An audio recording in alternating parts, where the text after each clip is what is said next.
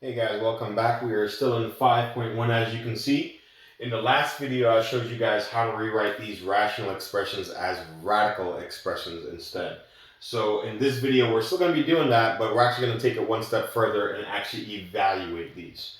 All right, so here we go. So my first step, just like in my last video, is rewriting this thing as a radical. We discussed that the top number was the power or the exponent, same thing.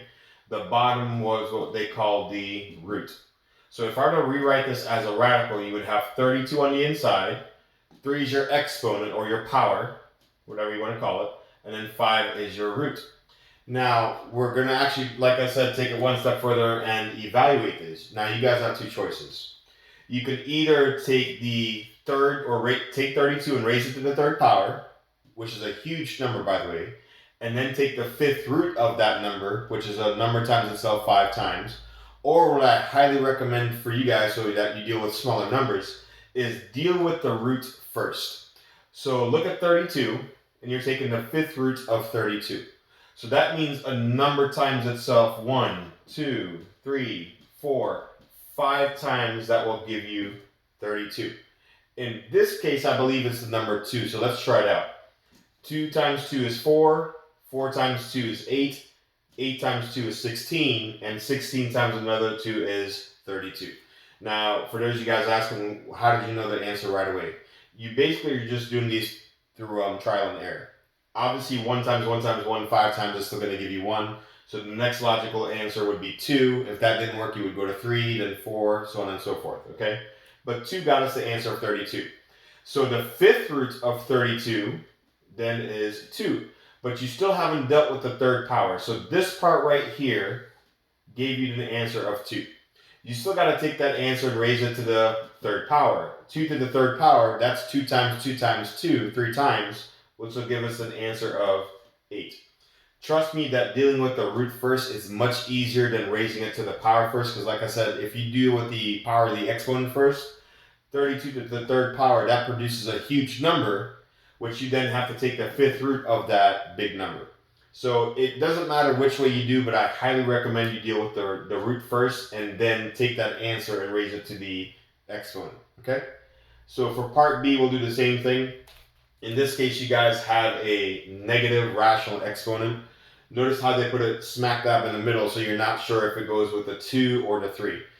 In this one, I highly recommend you always give it to the exponent, because sometimes when you guys put it with the root on the bottom, it might not work. So if they do give you a negative rational exponent, always assign that negative to the exponent instead of the root. All right, so let's go ahead and rewrite this thing. So you've got 27 on the inside. In this case, your exponent is the number negative 2, and your root is 3. So again, it doesn't matter which one you do first, but I highly recommend you deal with this thing first. So you're taking the cube root of 27, as in a number times itself 1, 2, 3 times should give you 27. And I believe that number is 3, but let's try it out. So you have 3 times 3, which is 9. 9 times 3, that's 27. Again, 1 wouldn't get you that, because 1 times 1 times 1 is still 1. 2 times 2 times 2 would give you 8, not enough. So then I went to 3 and we got our answer. If that didn't work, I would go on to 4, then 5, so on and so forth. So just this part right here, let me circle it for you guys. This part right here gave us an answer of 3, right? The cube root of 27 gave you the answer of 3. You still have to take that answer that you got and raise it to the second or negative second power in this case. So in previous lessons, I taught you guys how to get rid of negative exponents, because you're not allowed to have negative exponents. In case you guys forgot how to get rid of them, let's go ahead and do it down here. Anytime you have a negative exponent, if this number is not a fraction, you're going to go ahead and put it over 1 to make it a fraction. So anything that's not a fraction, you can put over 1 to make it a fraction. Then what we're going to go ahead and do is flip this, or take the reciprocal of this fraction, which means to flip it. So you'll have 1 up top and 3 now on the bottom.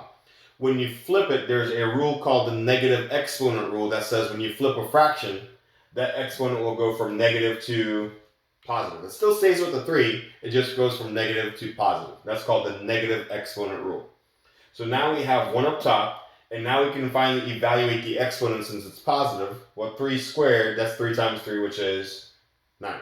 So again, if you guys end up with a rational exponent that is negative, assign that negative to the top one. And when you do that, you'll end up getting a negative exponent, which you can fix by putting it over 1 and then flipping it. The only reason I put it over 1 because the number 3 was not a fraction. If it was already a fraction, then I wouldn't have had to put it over 1. So your final answer in this case is 1 over 9. Now for part C, we have another negative, but this time the negative is on the outside. All that means is that whatever this answer is, that answer will become negative. Okay, that's why it's on the outside rather than the inside. So first things first, let's rewrite this thing as a radical. The 3 represents what? The exponent, right? Or the power. And the 4 was the root. So let's see, 3 is your exponent, 4 is the root. Again, you can do 16 to the third, big number, and then take the 4th root of that big number. Or if you'd rather do with smaller numbers like myself, I'm going to do the root first of that number and take that answer and raise it to the 3rd power. So I want to take the 4th root of 16, which means a number times itself 4 times should give me 16. In this case, that is the number 2. 2 times 2 is 4, 4 times 2 is 8, 8 times 2 is 16. So the 4th root of 16 gave me an answer of 2, which we still need to raise to the 3rd power. And 2 to the 3rd is 8. Now keep in mind, what I circled up here gave us the answer of 8. What do you still have to deal with? Well, there's still that negative sign on the outside, so this 8 will actually become a negative 8 in the very end. All right? That's all there is for this video, guys. In the next one, I'm sure we're going to be evaluating some more with not only rational exponents, but with variables as well. All right, we'll see you guys in the next one.